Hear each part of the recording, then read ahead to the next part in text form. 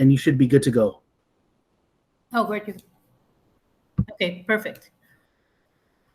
All right, I'm calling to order the Parking and Transportation Committee meeting. Today is Wednesday, July the 22nd. It is 6 p.m. and we do have a quorum, so we'll be starting the meeting. Before we start this meeting, we are still meeting virtually based on the COVID-19, and so just trying to find the correct language here for that. Sorry.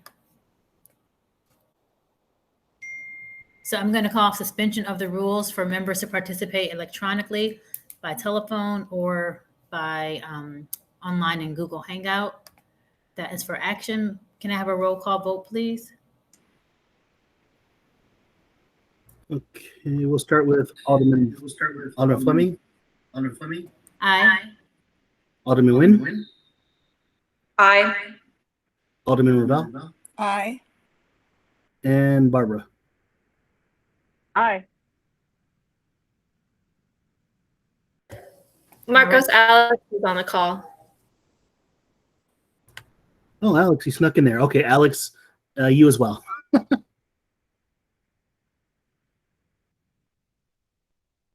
Alex, you're muted. Okay, let's see. Is that working now? Can you hear me? Yes. You can't see me yet. I apologize. That's okay. We have enough votes, I think, to move on with the meeting. So we'll go ahead and get going, Alex, while you work on your technology here. All right, thank you. No problem. Do we have anyone here for public comment? Doesn't look like it. So we're going to go for items for consideration. We actually have one item tonight. It is ordinance 77-0-20, amending Title 10, Chapter 11, Section 10, which is limited parking, and Title 10, Chapter 11, Section 12, parking zones of the Evanston City Code pertaining to parking on Greenwood Street. The staff recommends we make these amendments. It will amend parking on Greenwood Street for a change of 4-hour paid parking to free parking with a 2-hour limit for people with, or people having a residential parking permit B or C. That is for consideration.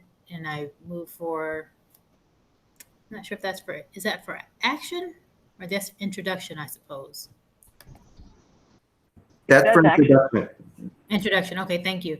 Do we have a staff here that needs to address it or any questions by the committee? I'll second your motion, Alderman Fleming.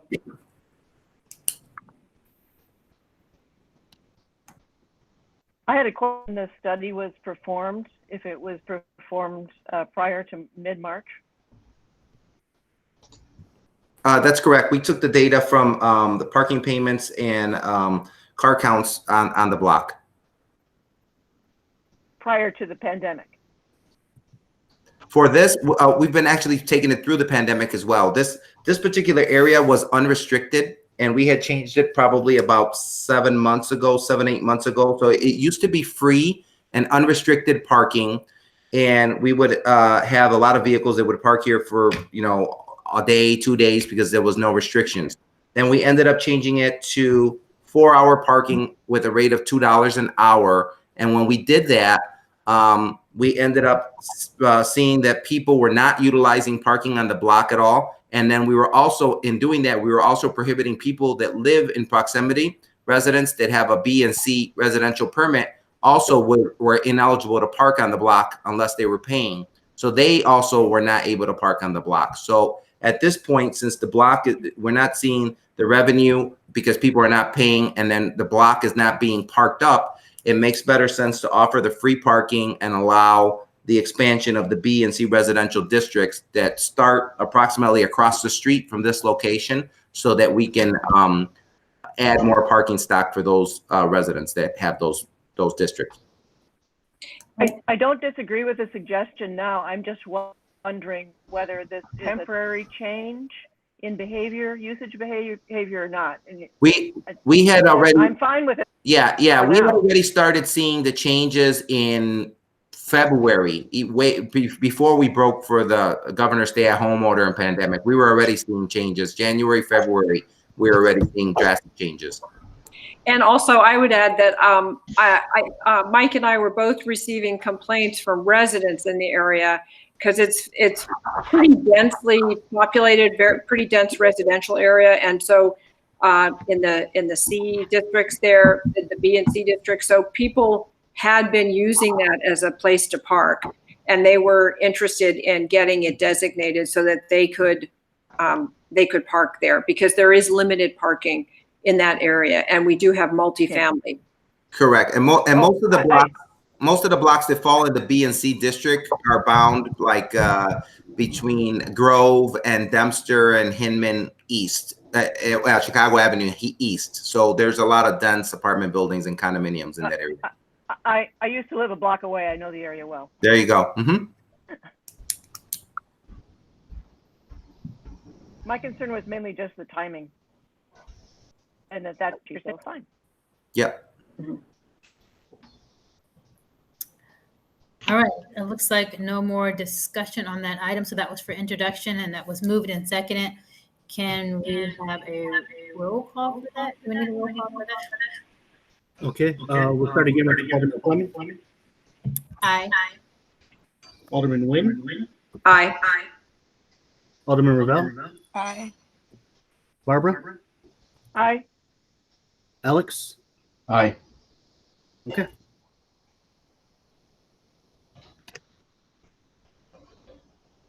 Okay, moving on to our next item. Thank you all. Alderman Fleming, the minutes, you passed up the minutes. Oh, I'm sorry. No worries. Sorry, again, trying to look at the screen and look at the agenda here. I'm going to make a motion that we approve the minutes from the Parking and Transportation Committee for the date of, go back here. The date of June 24th, 2020. That is for action and approval. Second. May we have a roll call vote, please? Okay, Alderman Fleming. Aye. Alderman Nguyen. Aye. Alderman Ravel. Aye. Barbara. Aye. And Alex. Aye. Thank you. All right, next we have two items for discussion tonight. The first one is a bike plan update. The committee requested staff provide an update on work done since the 2014 bike plan update. There's a memo for discussion. So I move that we have a discussion on this one. Do we have a staff presentation? Hi, Alderman Fleming. I believe Rajiv is on the call with us as well. And the Public Works Agency put together most of the projects here as they do the engineering and construction work for bicycle infrastructure. And I'm going to turn it over to Rajiv to walk through the memo.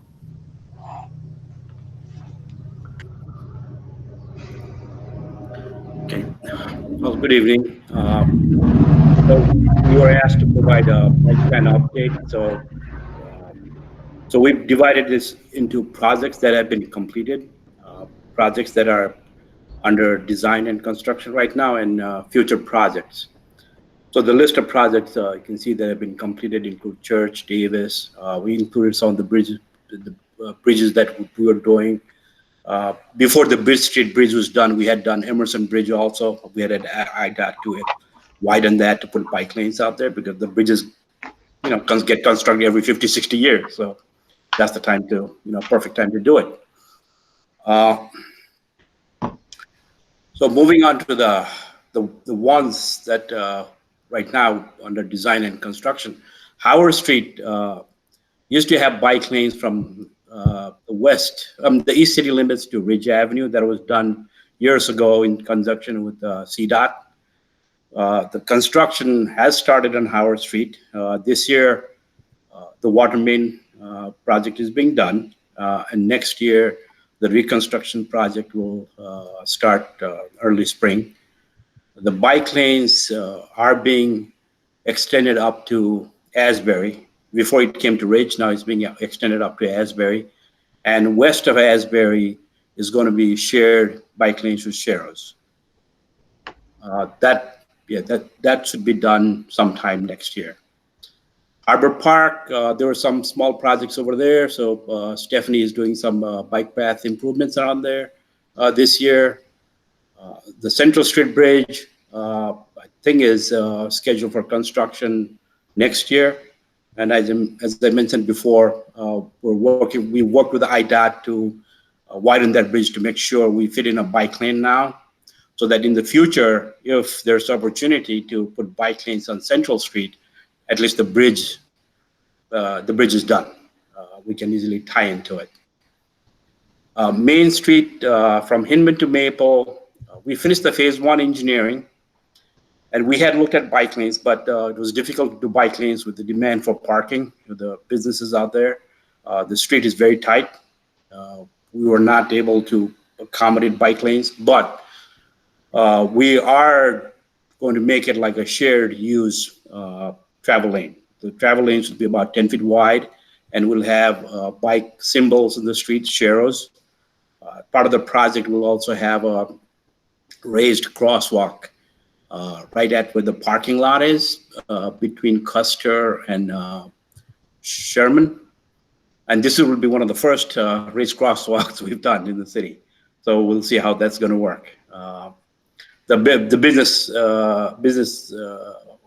retail stores and the business had asked for more space on Main Street.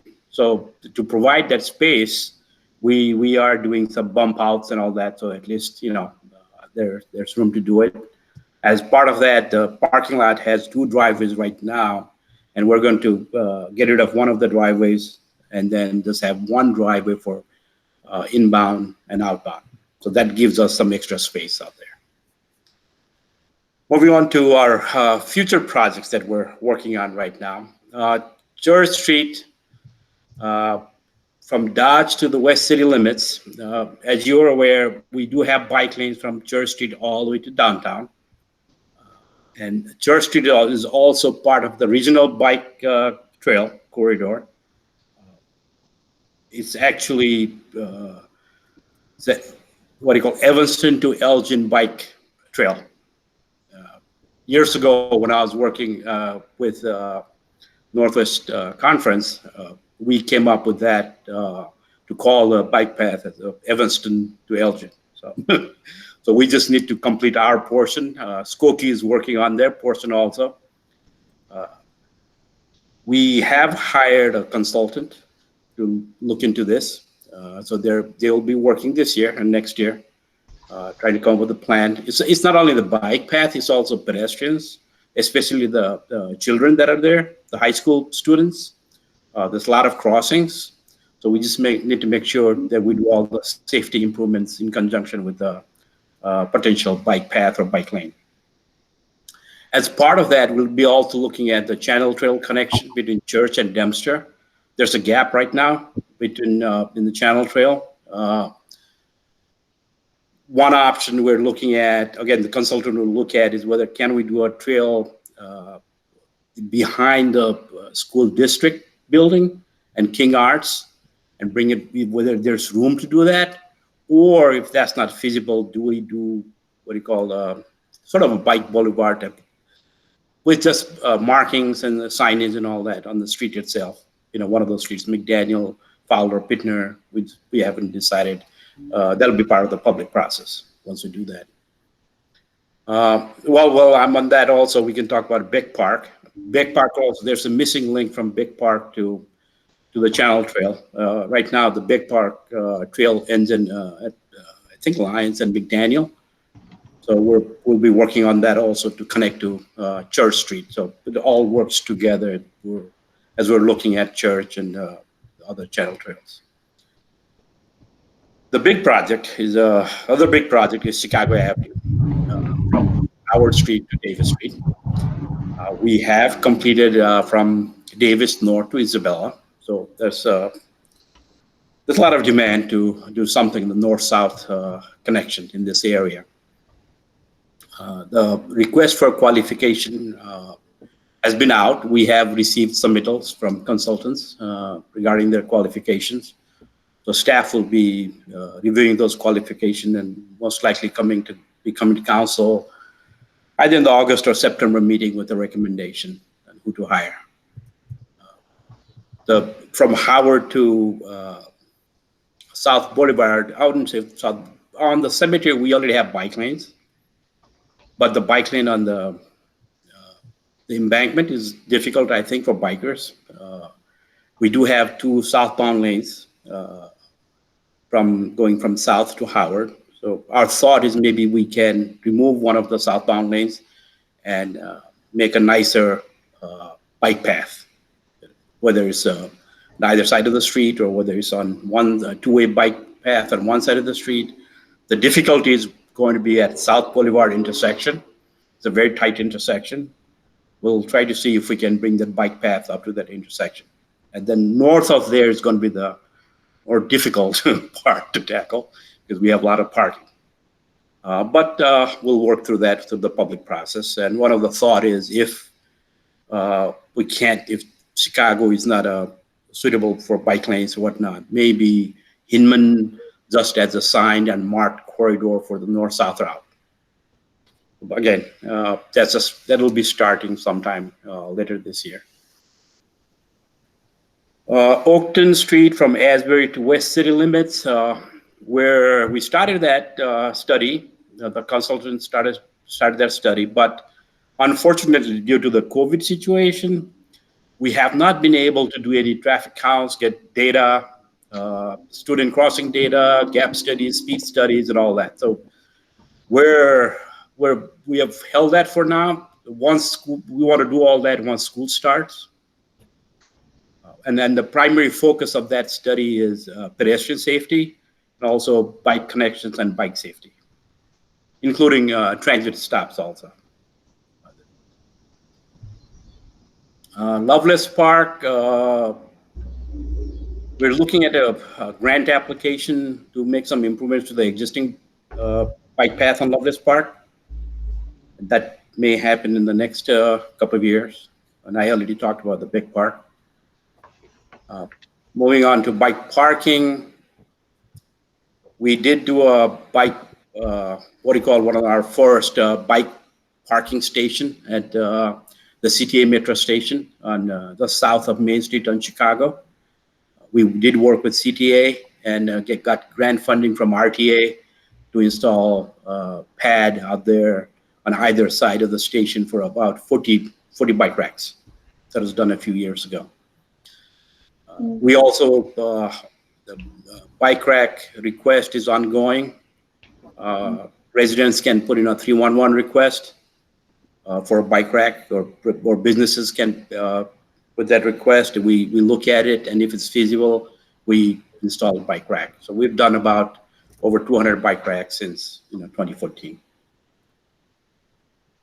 As part of private development review also, Jessica is really on top of this, so make sure that they're installing bike racks. Otherwise, if they don't do it inside, the tenants will tend to park outside in the parkway and the trees and the signposts and all that. So it's a good thing to have them have a bike parking space within the building so that it's not only secure, but at least it's not in the parkway and the streets also. Jessica, I'll just turn it over to the DV. Yes, so in 2016, a new station was installed at Dempster in Chicago. We're currently looking at relocating that station for the businesses there. In 2019, 3 new stations were installed. This expanded Divvy into all wards in Evanston. And then this year, I negotiated a contract with Lyft to eliminate the cost to the city for Divvy. So Lyft no longer costs the city anything. The software and all of the stations have been upgraded. They've upgraded the apps online. They've connected Divvy into the Lyft app. I'm expecting that Divvy will be in the Vintra app so that people who are using transit can also select Divvy as an option. I think that should be completed this fall, hopefully. Then looking at 90 low-speed dockless electric bikes to be installed late this summer. Working on the details with that, still with Lyft. Hopefully we'll have a launch date that I can share with all of you soon, coordinating with Northwestern as well as about the location of those bikes on their campus.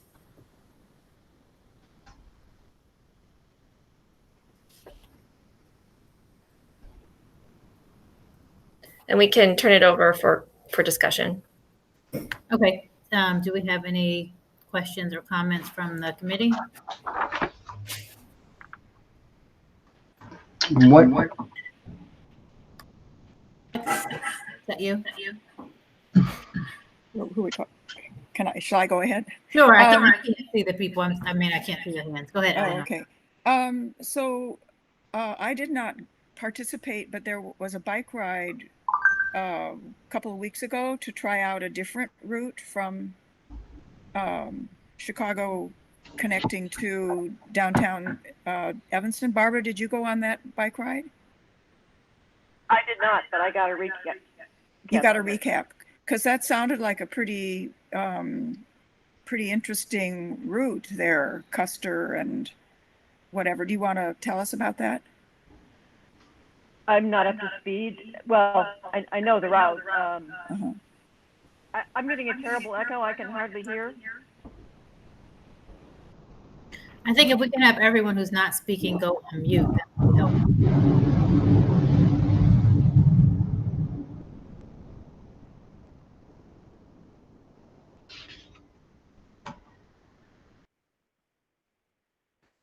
Barbara, you want to try again? Okay. Can you hear me now? Can you hear me now? Yeah, much better, Barbara. Much better. Go ahead. Jessica was actually, having said that, Jessica was actually on the ride, and she may be able to give you a better perspective on it. They did not get the grant that they had applied for.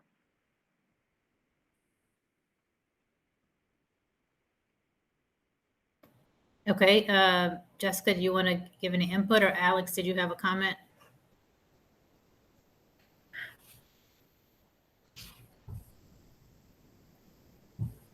You're muted still, Alex, if you're talking. How about now? Can you hear me? Yeah, you're good. Thank you. This particular path, I'm not sure. I have not done that right, but yeah, it is. We're talking about the ride getting to what Chicago is called the Greenway. Is this it? Yeah. Yes. So yeah, I find ways to get through there, but it's of course a very challenged way, and it's not very well, for those who don't know how to get through and under, it's a difficult way to get there. And that just, what I would say about the comment and what Rajiv had said and Jessica. I mean, just to really make a concerted effort to try to develop a network. I mean, an infrastructure. I mean, it seems like we have all these pieces here and there, but there's really not a well thought out solution. And even the solutions that we have today are leaving much to be desired to the safety of people who choose to ride a bike, and pedestrians as well.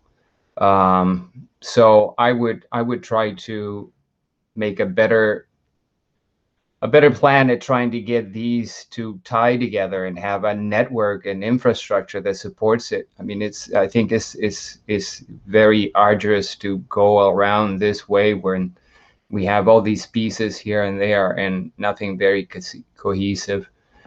And also, it was mentioned about people who would come in and help us to do to develop a network and infrastructure, just to just to be, I don't know who consultants might be, but just to see what other communities are doing in other places, even close by or farther away. I've been hearing a lot about ways of promoting infrastructure and stimulate people to get on their bikes and their legs, leaving the cars behind, and not just, for example, what is happening on Main Street. I think that it's sad that with all the parking that is available in the parking lots, that we still are accommodating the parking versus having more access for bicycles to get to Main Street. I think that was a loss. I would concur with Alex that one of the ongoing issues is that we continue to treat all of these bike accommodations, bike facilities as segments rather than as whole corridors. So they stop and start all over the place, and they become fairly dysfunctional and off-putting to somebody who's not really determined to find a way to get somewhere on a bike.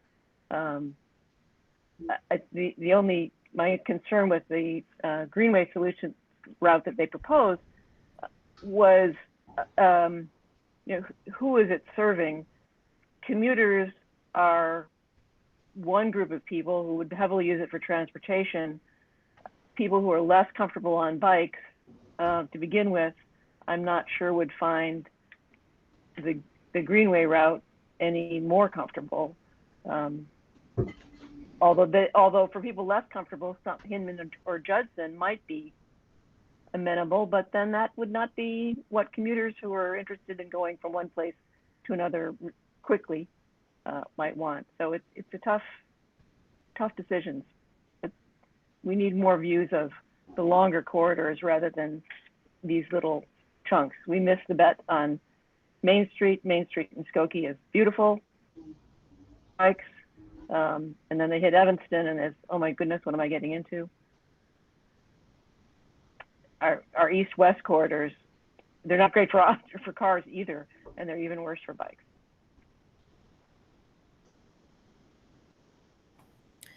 Thank you. I have a question. I wasn't here when they made the 2014 bike plan. And I do understand when we also do this public process, then you do get a lot of people who say, oh no, we can't move the parking. They don't like the bike lanes on Ridge.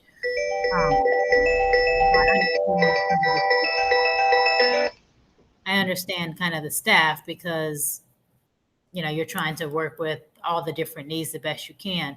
But when you talk about, Oakton, I know is not there yet, but if we think about Asbury, and so we have some bike lanes from Howard to, I guess, Maine, and then you just kind of,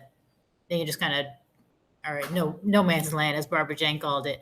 So with these with the bike lanes that are kind of closer to being put in, is the thought to try to at least connect them to the previous streets design? Or is it just kind of trying to fit it in where we can, given the parking? I know we aren't necessarily going to start widening streets, but is it kind of like putting it in just based on where the cars are at this point? Are we trying to make more than just a connection and say we have a bike lane on this side of the street, a bike lane on this side, but like that they're the same kinds of bike lanes? Alderman, the thought is try to connect what we have. There are a lot of gaps, like everybody said. We have quite a few gaps around the city. And for example, Church Street, from downtown, we come to Dodge Avenue, but then we extend it to the high school. So we're now trying to complete that all the way to Skokie. And Skokie has plans for bike lanes on Church Street also. Similar to Howard Street also, we're trying to bring that at least all the way to, Asbury, and then connect, at least have a share or certain marking up to Dodge Avenue and try to connect to that path. The north-south path, we were able to go from one south end of town to the north end, although it's not a straight path.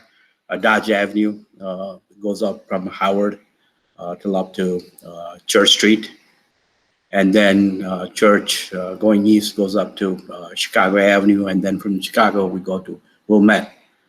Our new effort with Chicago Avenue is try to make a more direct connection from Howard Street going all the way on Chicago Avenue and connect to the existing bike path on Chicago at Davis.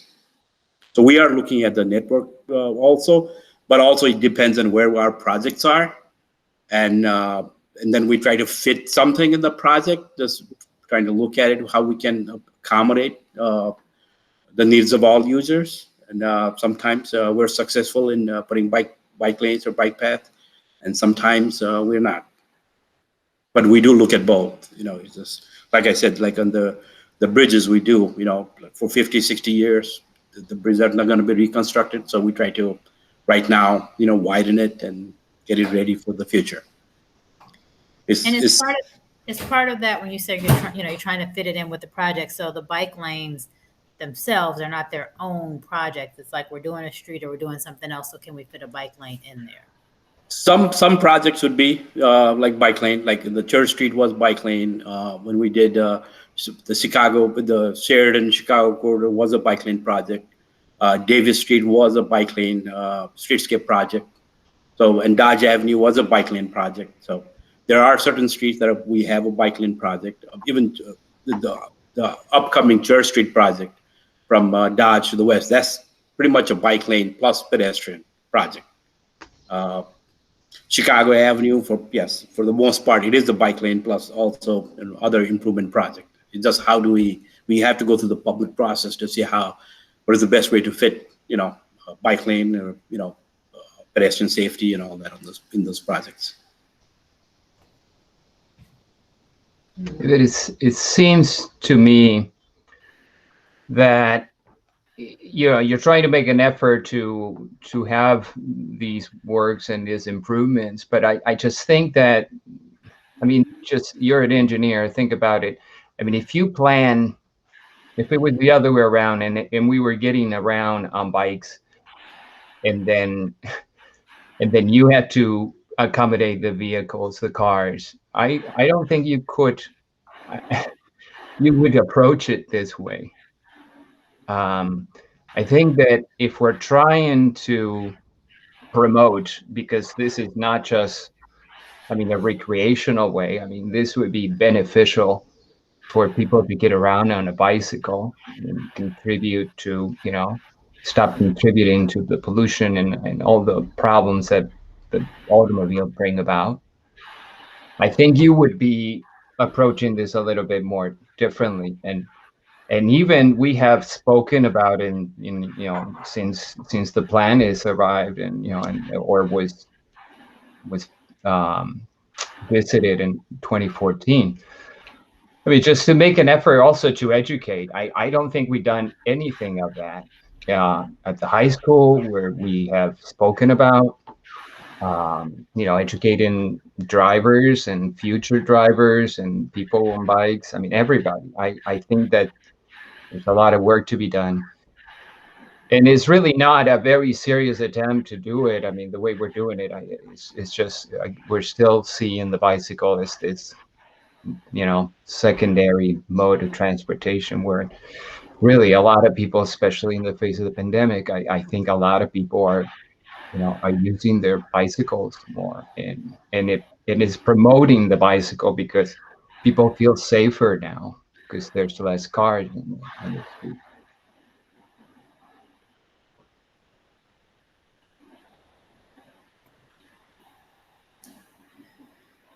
So I guess as a committee, this was really just for discussion, but are there some things we want to send back to the engineering staff or to Jessica? I realize that, we have people in town who are very much wed to their cars. And so the idea of moving parking spaces to make a bike is not, is always going to be tense. But I think if it's a direction that we as a committee want to go, there's a way we can try to communicate that, to council to make it a priority, particularly as we look into the new budget year. Don't know that we're going to have more money, but there's a way that I think we can probably at least advocate that it's a priority.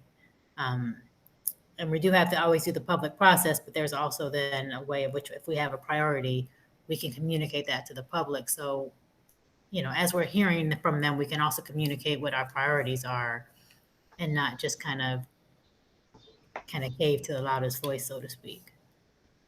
I'm very interested. I'm a very casual rider, but I have gone on these streets where you're riding and then you're nothing.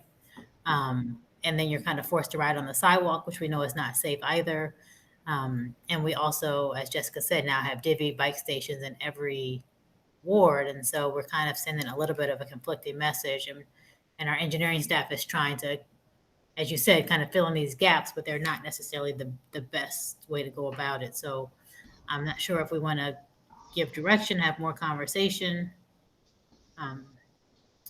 The education piece is one thing, but now that school is, not meeting and, who knows what's happening with school. I don't know if that's the best way to kind of spend our time right now. Yeah, I think that. Sorry. No, go ahead. Mhm. Go ahead, Eleanor. Rajiv, could you just go over again? So we're going to be hiring a consultant to help with some of what you talked about. Is that going to be part of? Could you remind me of that part where we're going to have the consultant help, and are we going to involve some community meetings or something to get community input? Yes, Solomon. Yes, we for the Church Street project, we already have a consultant on board. Council approved that a couple of meetings ago, so they're starting. And as part of any project, any of our projects, there will be public, involvement, public input, and depending on what comes out of that public process, we do the design and go into construction. For the Chicago Avenue from Howard to Davis, we're in the process of hiring a consultant to do that also. And some other minor. Oakland Street, we have a consultant on board, but like Big Park or Lovelace Park, that might be done in house. What's the role of Just to clarify, Rajiv, when we talk about having a consultant on board, they're doing a phase 1 engineering study. Is that correct? Correct. What happens is we look at projects also. We try to get federal funding or some other funding to successfully, try to implement it. And as part of that process, we have to finish phase 1 per the state requirements. So the Church Street project and the Howard Street, the Chicago Avenue project will go through the phase 1 process. We'll start this year, most likely go through next year before phase 1 is completed. And after that, once phase 1 is completed and IDOT approves it, then only we move into phase 2 engineering.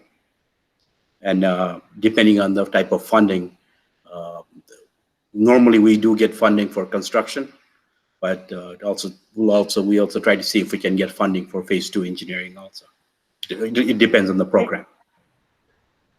And could you remind us about how long it takes to go from an RFQ for a phase 1 engineering to an actual completed project? It depends on how complicated it is, but at the minimum, we put phase 1 as 1 year, and it could be year and a half. Again, it all depends how the length of the corridor, what all the issues are. Involvement of IDOT, how soon IDOT, reviews, provides feedback. Yeah, understand, but just ballpark from beginning to actually having this project done, about how long does it take? Up to, including phase 3? The Construction whole or just thing phase? until it's done. Yep. Well, phase 1 is a year and a half. Design is 1 year, so that's 2.5 years. And then if we have funding, that's another year and a half. So maybe 4 years, 5 years. Alderman Nguyen has a question.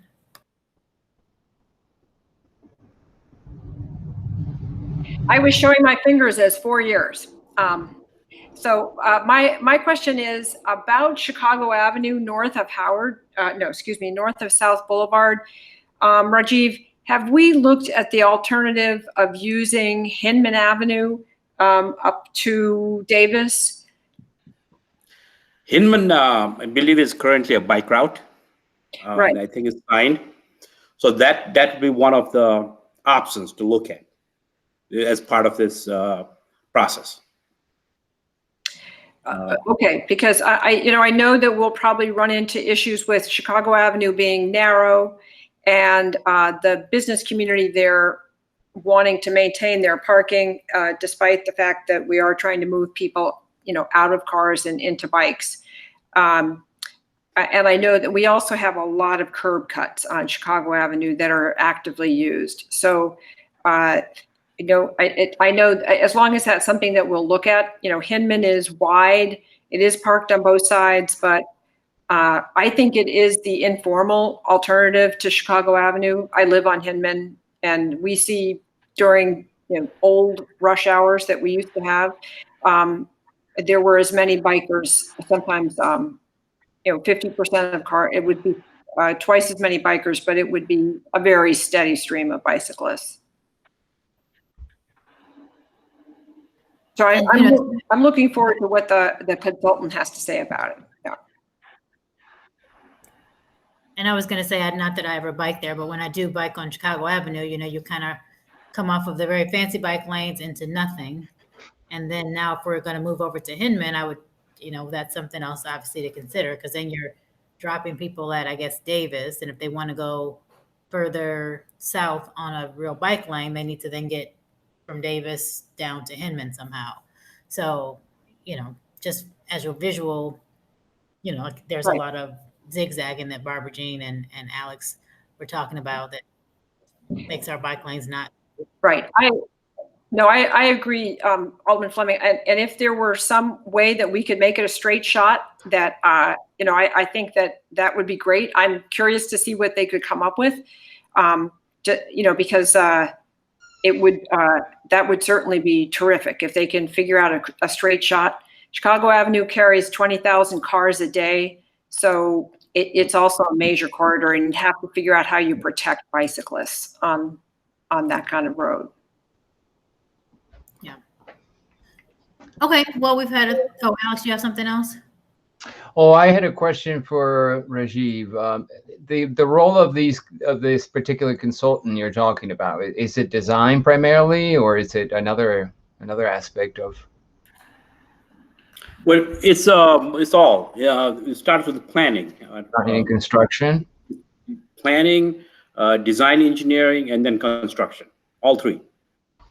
And when is there are a few deadline? When do we need to have that by? When you send this Which request? project? Well, the one you talked about for Chicago Avenue, I think. Chicago Avenue, the deadline is already over. We already have received, Perfect. I think, about 12 proposals. So various staff members are reviewing those, and we'll be making a recommendation on who to go with. Okay. Well, yeah, that's great. I mean, you'll have to forgive me. I've been waiting for a change in the bicycle or transportation for a long time. But I think we need to, as a committee and as a city, I think we need to think about, how committed we are to spearhead this. I mean, we shouldn't spend any money if it's going to be this way. It's not an effective way to do it. I think we need to really get to a plan, an infrastructure that makes sense for us to do. I mean, I think is not a wise economical investment to do it this way. And I think, I was just at Congress Plaza yesterday, and that intersection and the way it's working, I think it leaves a lot to be desired. As I was going south on this across the intersection, I think that solutions are trying to help, but I don't think we're doing a good job in that regard. Just a brief background on the bike lanes. When I first started here in 1998, we didn't have any bike lanes, so we were getting requests and started working with it. I and Stephanie and we had a transportation planner. the CD department, we worked on it. We got some funding, and we did. And the current bike lanes and bike routes you see came out of that public process. That's what people wanted. The residents wanted the bike routes. And then once that was approved, we went and got funding. But again, the difficulty was, like it's been pointed out, it doesn't continue. And one of the primary reasons at that time, we were talking about almost 20 years ago, was parking. Yeah, no, I don't fault you or nor anybody else in the department. I just think that you're trying to do a difficult job, and it's not made easier for you. But yeah, I think we need a leadership that gets us there, and that will help you and your colleagues.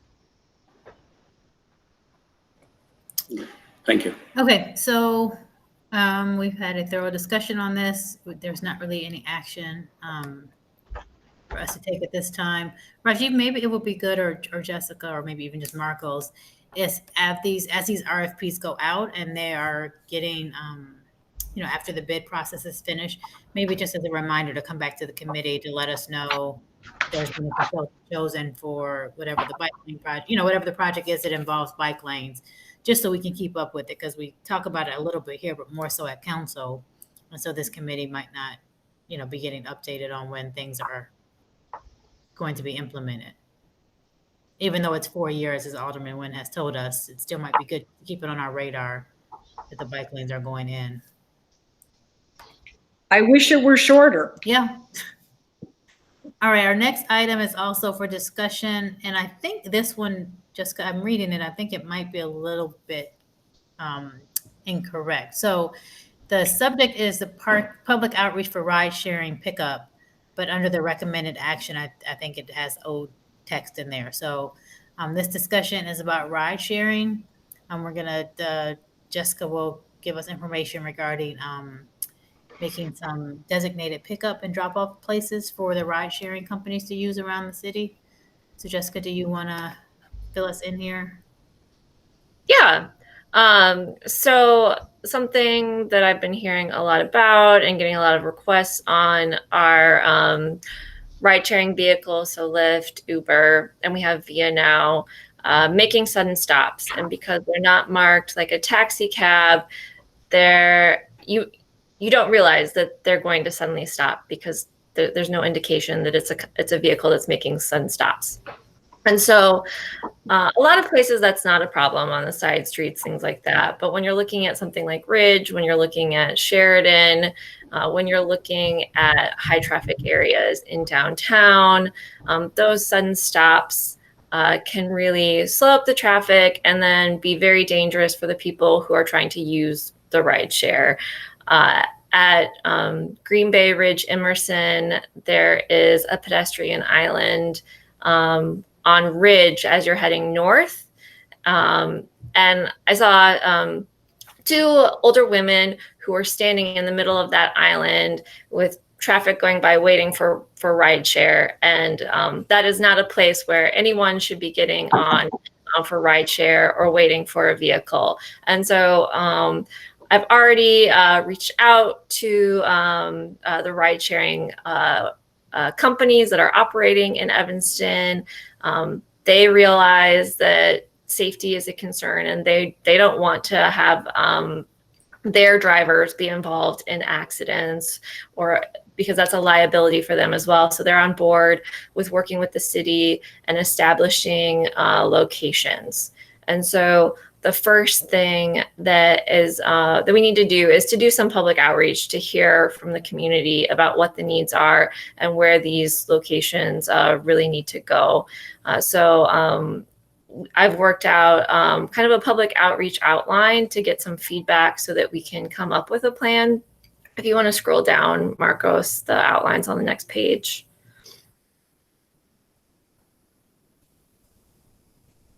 So this is just really, really informal, just to kind of update you and let you all know kind of what's coming, and so that you can give feedback on the process before the public outreach even begins.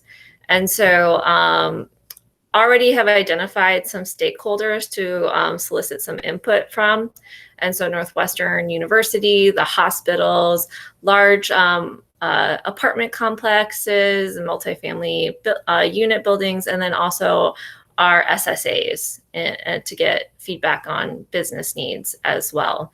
And so I've already had some preliminary discussions with them, and we'll be developing a questionnaire to go out to the community at large so that people can give information on interested locations for pickup and drop off zones. Where do they need to get picked up and dropped off? After that questionnaire goes out to the community, going to be incorporating that into a plan, working with internal staff to make sure that public works agencies on board with some of these locations, making sure that there aren't any other concerns with where we have these pickup and drop off zones located. From that, I'll consult with some of our stakeholders again. I'll consult with the transportation network providers. They'll all give feedback, and then that's going to go back out as a plan for public review and comment. After that feedback comes in, it'll be incorporated to the final plan with a final consultation with the transportation network providers. That'll end up going to City Council for review and approval, because it may mean that some parking may need to be removed, for example, and then that would need council approval. Obviously, we try to limit removal of parking in Evanston, but we want to make sure that there are safe places for people to get picked up and dropped off as well.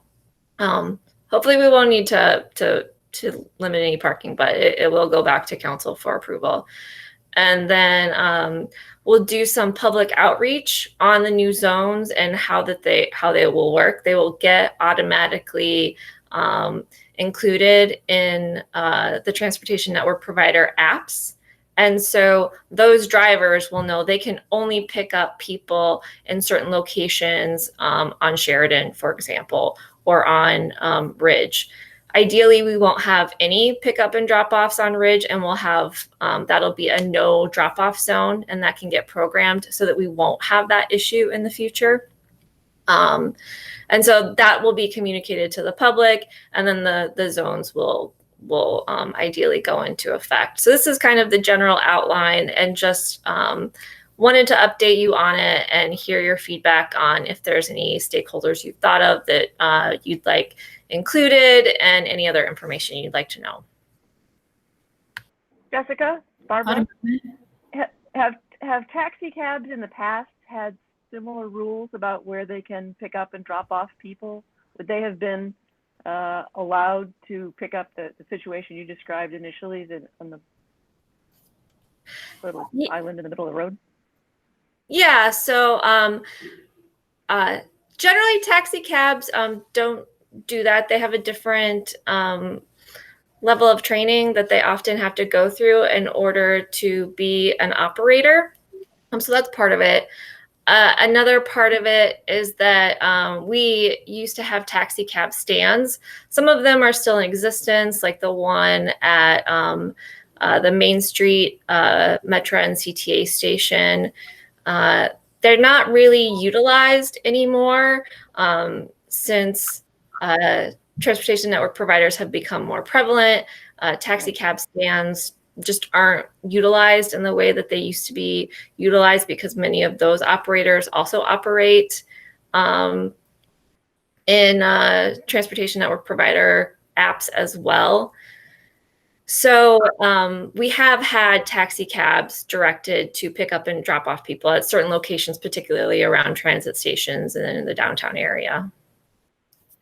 Alderman Nguyen? Yes, Jessica, is there any way to enforce those, like prohibit the dropping off on Ridge? I mean, I see that frequently, and it always appalls me, and I can't believe no one's been injured by that yet. So is there some way that can be enforced? Do do the TNPs, the transportation network providers, do they have any ability to track the cars so they can see if they've done that? They do have that data. They are not willing to share much of that data with municipalities right now. Some of the data has been released for larger communities by some transportation network providers, but it's very generic. Even So researchers what's the enforcement that we'll get from them? I mean, do our police just have to, I mean, I think any one of these should be given I mean, given the behavior you described, and also what we've all seen on Ridge at some point,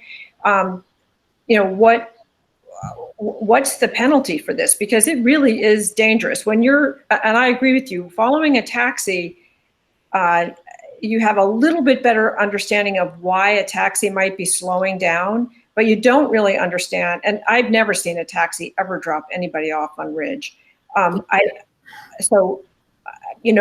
also because you can report a taxi if for bad behavior, because they've got their phone number all over it.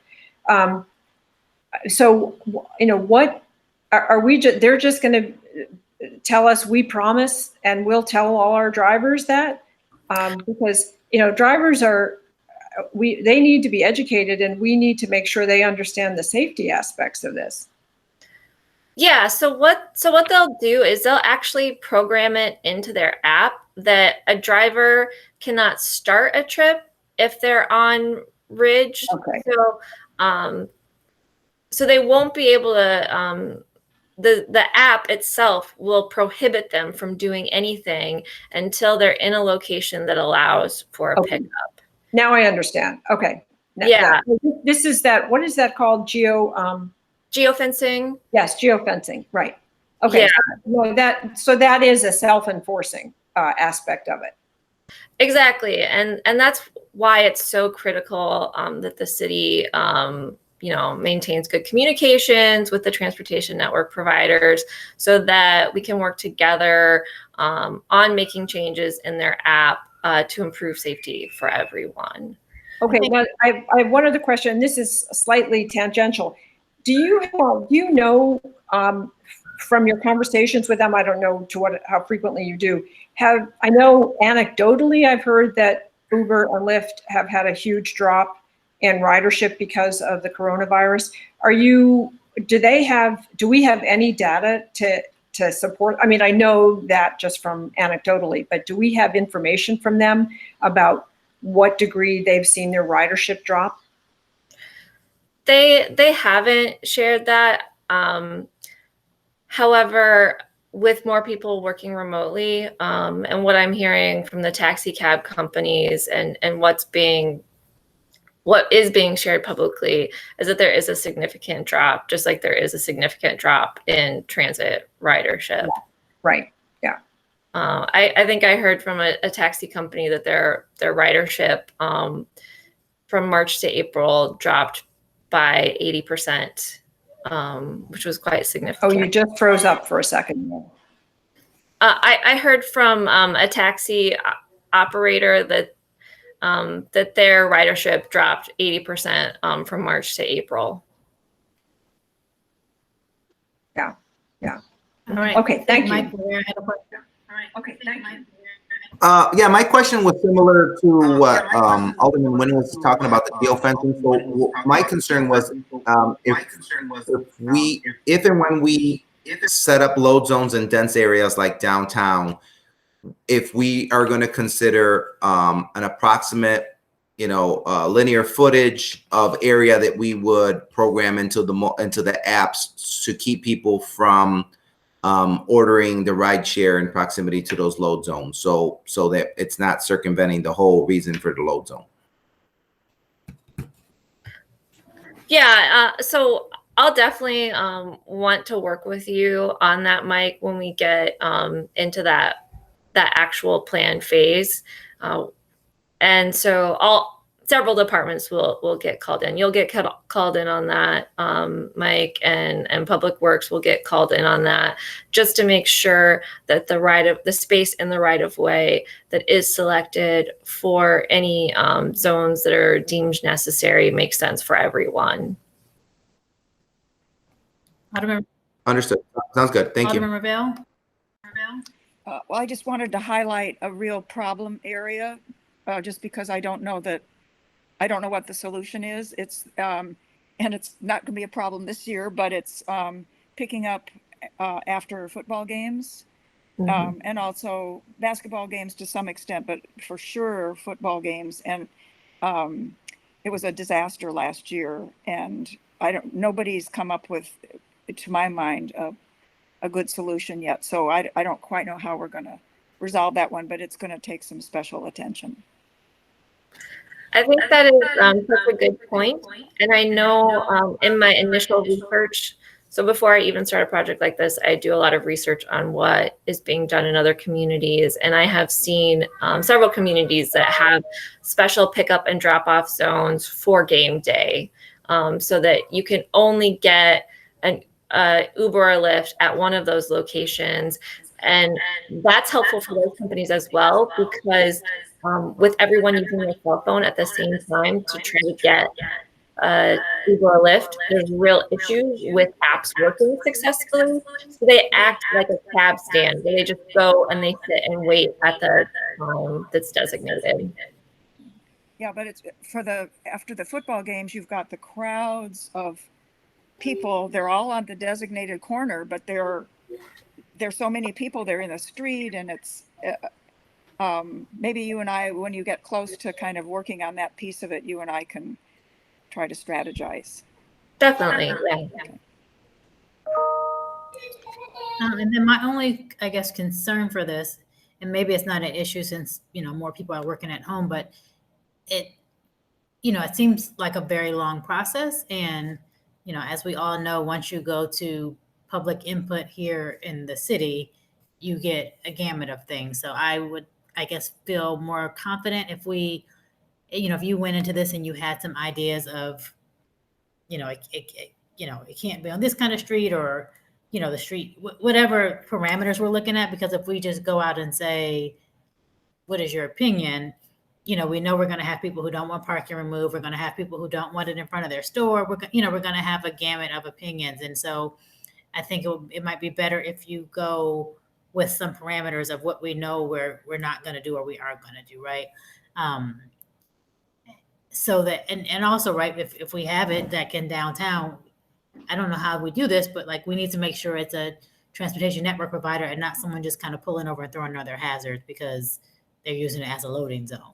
So, I have some concerns just about how that's managed, and we need to, obviously communicate that with our parking enforcement so they know who they can ticket and who they're not. But more so, I guess my concern is I would rather us in-house, work with the departments you mentioned, kind of look at our streets, kind of trying to do a little bit of a guessing of what would work and what wouldn't work before we went out to this kind of blanket public engagement. What are your thoughts? Because that always stirs up a zillion people. And Alderman Ravel, where she is, will probably get lots of people who say, we want all the Northwestern people to walk down to the hospital for the loading zone, and that's going to kind of quash any, kind of just any ability we have to do stuff.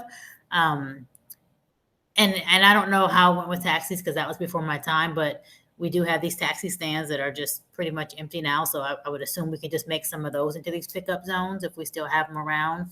And then we have that one behind the CTA downtown Evanston, and I think I've only seen one taxi there, and usually the police are parked there. So it seems like that would be an easy one to convert into this other kind of loading zone. But I'm concerned about this process being a little bit too open-ended. I'm also, I don't know what the consultation with the transportation network providers is and then what their feedback is, but I think we all have, seen this as a problem, not only on Ridge, but lots of other streets where the car just kind of comes to a stop, or they're driving super duper slow because they're trying to find the address and the person.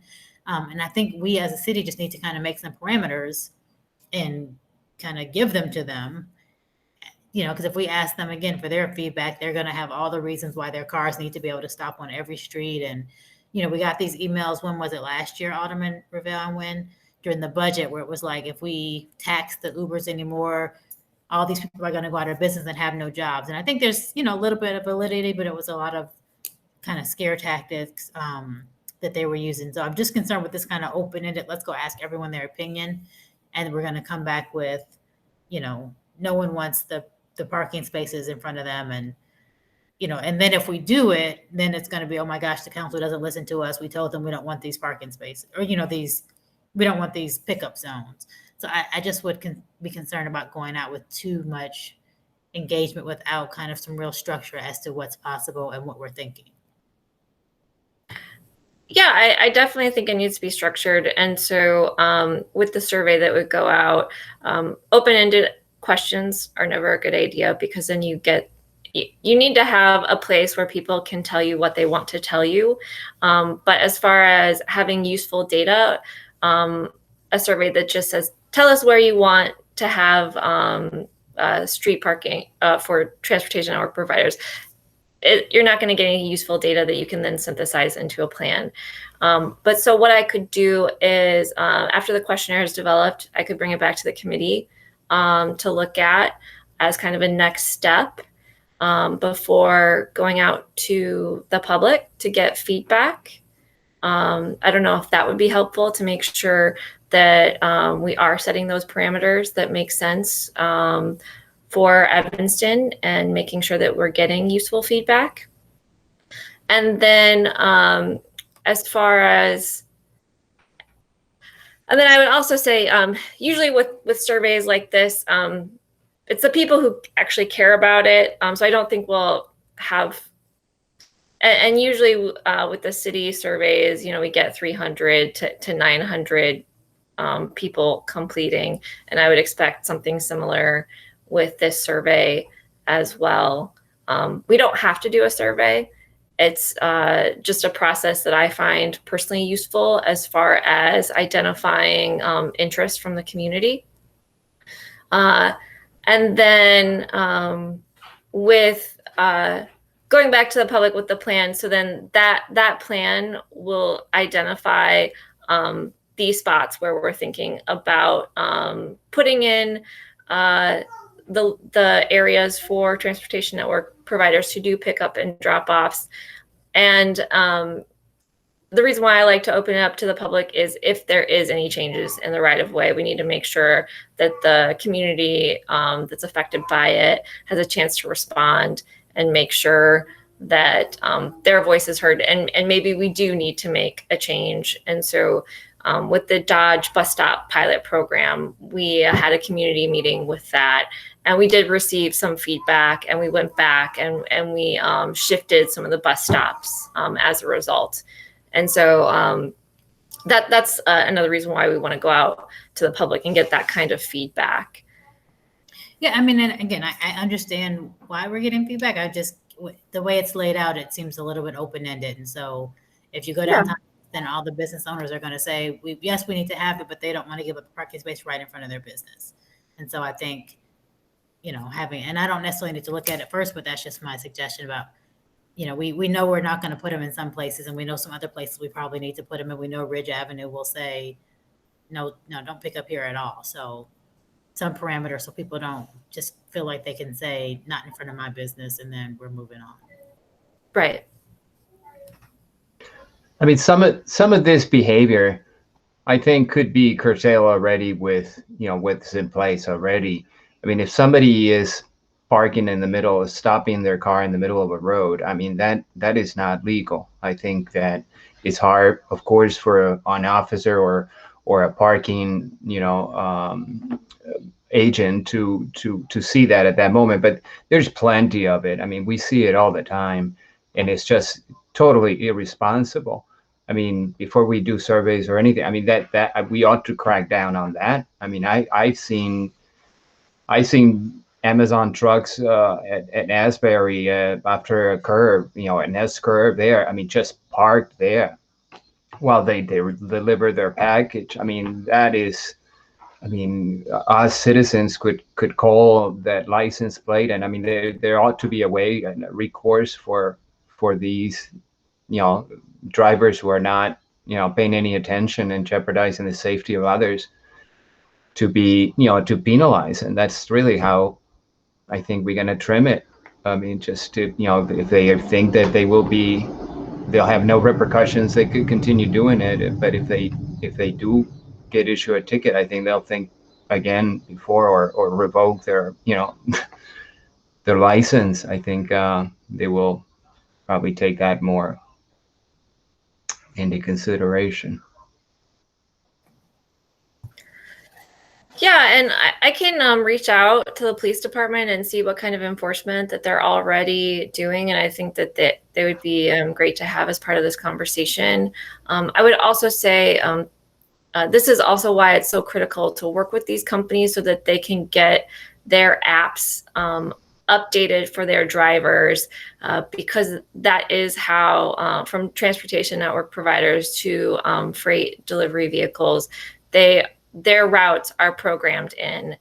And if we can get them the best locations to stop also programmed in, then that will go a long way in making a safer environment. Okay, looks like we have one more thing. So do people want Jessica to come back with the survey, or we feel like we gave enough direction? Anybody feel strongly about the survey coming back? All right, Jessica, I think we trust you to get it done and keep us updated. Okay, so the last part here is just an update of the transportation and mobility work that's going on within the city. Jessica, do you want to add anything to the memo here? No, I just wanted to share some great news. Last time I let you know that I had applied for a couple of grants, and I was notified recently that the city was selected for the RTA Access to Transit program. We don't have the money yet. What RTA does is they package several projects together, and then they take that to the Chicago Metropolitan Agency for planning to get funded. And however, when the RTA is giving their stamp of approval, CTA and PACE also recommended the project to the RTA. When so many organizations are really in support of a project, it's a good opportunity to get funded.